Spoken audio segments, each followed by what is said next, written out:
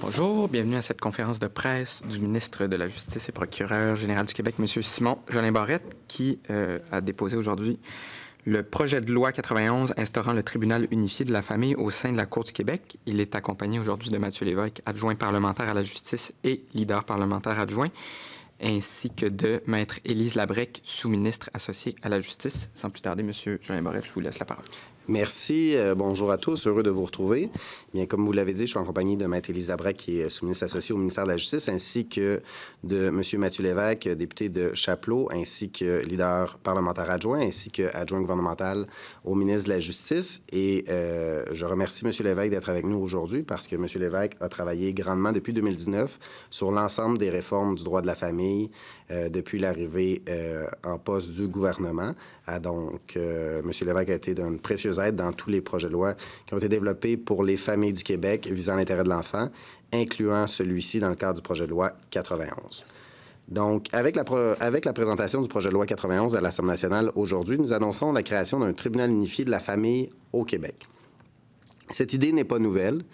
Elle a traversé les décennies, les partis politiques. Elle a été recommandée dans plusieurs rapports et plusieurs études. J'oserais même dire qu'il y a un consensus établi depuis de nombreuses années au Québec quant à la pertinence, voire quant à la nécessité d'instaurer un tel tribunal. À l'heure actuelle, les familles québécoises sont forcées de naviguer entre la Cour du Québec et la Cour supérieure en matière de droit de la famille.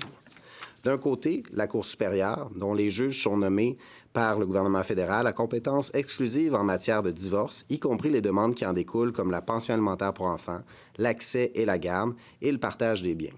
De l'autre côté, en matière de protection de la jeunesse, d'adoption et en matière criminelle, pour les cas de violence familiale, conjugale ou sexuelle, c'est la Cour du Québec, dont les juges sont nommés par le gouvernement du Québec, qui est appelée à entendre les recours. Elle peut aussi traiter les demandes relatives à la garde d'un enfant lorsqu'elle est déjà saisie d'un dossier en matière d'adoption ou de protection de la jeunesse.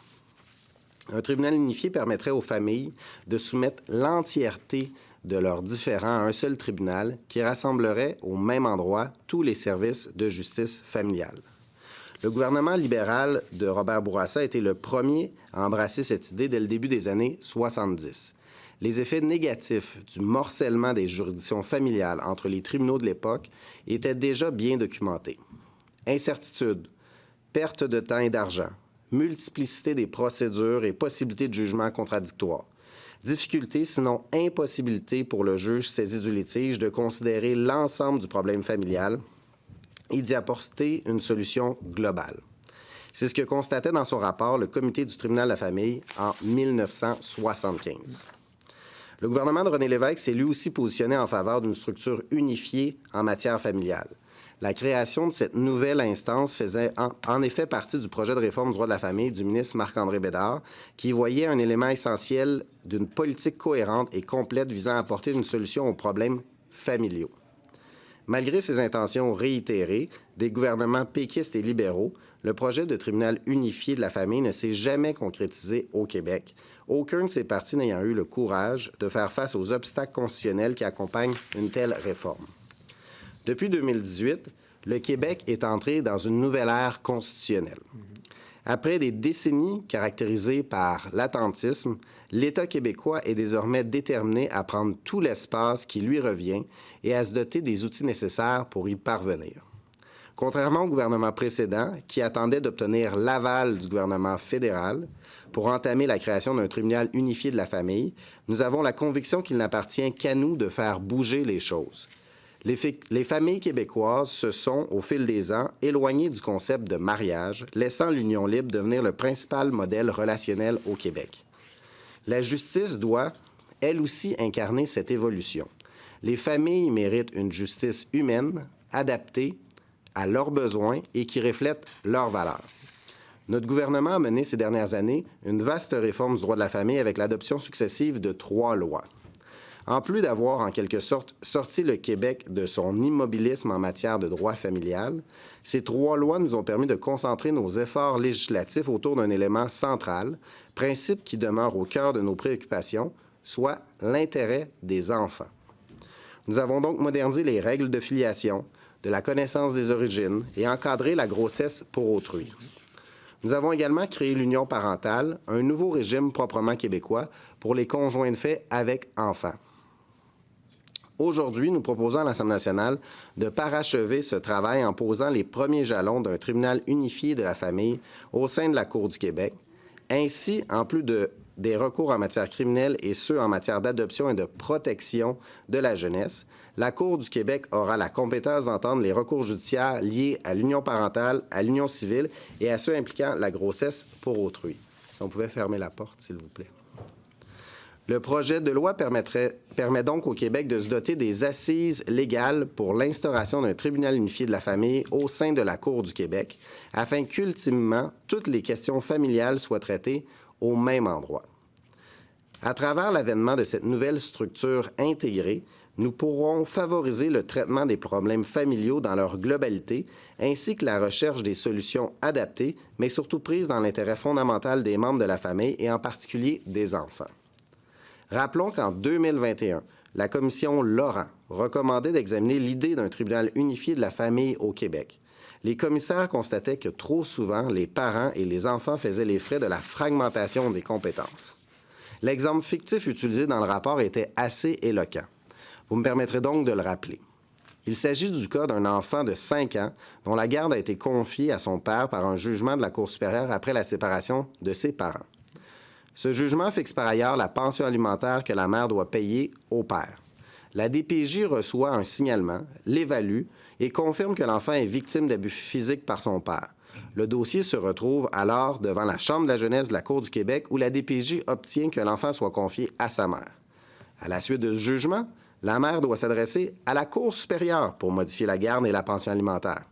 Enfin, la police est aussi contactée et son enquête confirme que le père a usé de violences physiques contre l'enfant. Le directeur des poursuites criminelles et pénales porte donc des accusations criminelles contre le père qui doit répondre devant la Chambre criminelle et pénale à la Cour du Québec. Vous en conviendrez, ce parcours labyrinthique est non seulement d'une complexité sans nom, mais il nuit d'ailleurs à la prise efficace et rapide de la meilleure décision de justice pour l'enfant et la famille. Or, vous le savez comme moi, que lorsque la sécurité de l'enfant est un enjeu, et lorsqu'il y a une présence de violences familiales, y compris conjugales ou sexuelles, l'importance de l'accessibilité de la justice et de l'efficacité du processus prend une autre proportion. Le Québec a redoublé d'efforts ces dernières années pour redonner confiance aux personnes victimes en notre système de justice. Nous avons entrepris un véritable changement de culture afin de mieux accompagner et protéger ces personnes, notamment en créant un tribunal spécialisé en matière de violences sexuelles et de violences conjugales à la Cour du Québec. La création d'un tribunal unifié de la famille au sein de cette même Cour permettra de simplifier davantage le cheminement judiciaire des personnes victimes de violences familiales, conjugales ou sexuelles, dont les dossiers judiciaires doivent actuellement cheminer à la fois devant la Cour du Québec et devant la Cour supérieure. Ce nouveau tribunal favorisera par ailleurs une plus grande cohérence entre les décisions de justice criminelle et familiale.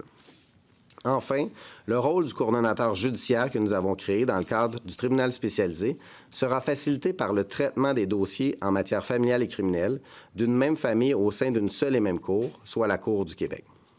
Rappelons par ailleurs que depuis la création du tribunal spécialisé, les nouveaux juges de la Cour du Québec doivent suivre une formation sur les réalités relatives à la violence sexuelle et à la violence conjugale, ce qui leur permettra de mieux déceler les formes plus insidieuses de violence dans les litiges familiaux. Le rapport « Rebâtir la confiance » voyait là un enjeu prioritaire pour les personnes victimes, spécialement de violences conjugales, et recommandait par conséquent d'examiner la possibilité d'instaurer un tribunal unifié de la famille. L'objectif ultime d'un tribunal unifié de la famille est en fait de donner entièrement au corps au principe « une famille, un juge » qui devrait prévaloir en matière familiale. Si nous avons déjà entamé ce virage grâce à l'adoption de la loi portant sur la réforme du droit de la famille ainsi qu'un régime d'union parentale, le projet que nous présentons aujourd'hui en favorisera grandement l'application. De cette façon, nous évitons à la famille de toujours devoir raconter à nouveau son parcours et refaire l'historique de ses litiges. Et cela permet aux juges d'avoir un portrait global et une meilleure appréciation de la dynamique familiale qui accourt. Pour qu'il puisse pleinement remplir son rôle, le tribunal unifié de la famille doit proposer aux justiciables un processus adapté à la nature particulière des conflits familiaux. Le projet de loi 91 introduit donc un tout nouveau parcours simplifié. Ce parcours mise notamment sur la médiation familiale. Tous les dossiers n'ont pas besoin d'être judiciarisés. Les statistiques parlent en effet d'elles-mêmes. Plus de 85 des parents qui entament un processus de médiation parviennent à une entente. Les parties devront donc automatiquement participer à une séance de médiation en amont de l'instruction d'une affaire devant un juge. Évidemment, des exceptions sont prévues lorsqu'un motif sérieux, tel que la présence de violences sexuelles ou conjugales, est invoqué. Si les parents ne parviennent pas à s'entendre en médiation, ils pourront entreprendre un processus judiciaire et se verront proposer une séance de conciliation. Les deux parents doivent y consentir. Cette séance se déroule devant un juge en présence de deux parents et de leur avocat s'ils sont représentés. Si, lors de la séance, les parties parviennent à s'entendre, le juge pourra alors officialiser l'entente. Si, au contraire, les parents ne parviennent toujours pas à une entente, une audience sommaire pourra se tenir le même jour afin de permettre au juge de trancher les différends qui demeurent. Un jugement sera rendu au plus tard 30 jours après l'audience. Cette procédure simplifiée offrira aux familles une solution moins coûteuse et plus efficace que le processus judiciaire traditionnel. Son utilisation favorisera par ailleurs le règlement des différends, permettra de désengorger les tribunaux et du même coup de diminuer les délais pour les familles du Québec. Le droit de la famille incarne notre tradition civiliste et nos valeurs sociales distinctes. Il reflète une part importante de notre identité unique. En ce sens, le droit de la famille est au cœur de ce qui contribue à faire du Québec une société profondément différente et doit tenir compte des spécificités culturelles, juridiques et institutionnelles qui caractérisent notre nation. Aucun gouvernement du Québec, peu importe sa couleur politique, n'a d'ailleurs accepté de se résoudre à déléguer ses compétences en matière familiale au gouvernement fédéral, comme l'ont fait plusieurs autres États fédérés au Canada. La création d'un tribunal unifié au sein de la Cour du Québec traduit donc également une volonté du Québec d'accroître son autonomie et d'affirmer la primauté de son droit privé, civil et par conséquent familial, tel que le recommande le rapport du Comité consultatif sur les enjeux constitutionnels du Québec au sein de la Fédération canadienne, le rapport Proulx-Rousseau. Le projet de loi que nous avons déposé aujourd'hui est donc un premier pas significatif vers un système de justice familiale simplifié, spécialisé et qui respecte l'autonomie du Québec. Les Québécoises et les Québécois ont le droit d'avoir accès à une justice familiale simple, efficace et humaine. Une justice qui est d'abord et avant tout centrée sur les besoins de l'intérêt de nos enfants.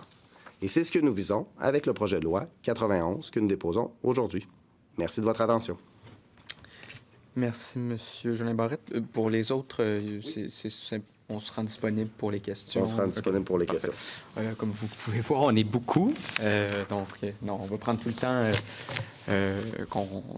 dont on dispose, en commençant avec des questions de Pierre-Alexandre Bolduc. Juste 3-4 questions pour vous, M. Jolin Barrette. Ma collègue Véronique Prince avait fait le tour avec vous, mais moi, je comprends, puis corrigez-moi si je me trompe, que l'Ontario, le Nouveau-Brunswick, il y a quelques provinces qui ont essayé de faire ce que vous voulez faire, mais se sont butés à Ottawa, ont dû faire quelques compromis.